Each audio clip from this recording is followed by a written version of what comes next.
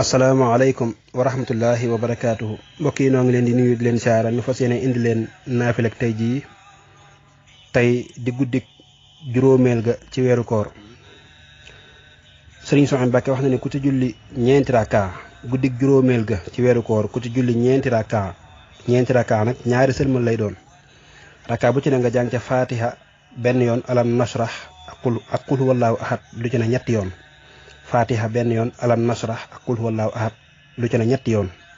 nee na ku ko def day ni mel nga ni ku aj màkka junni yoon omra junni yoon des na ko itam musal ci ak ñàkk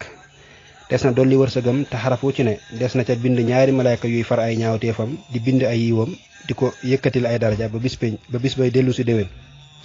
te bu faatoo des na ko bindal tuyaabay ku dee ci jihaad te des na ko jéggal bàkkaaram yépp te des na itam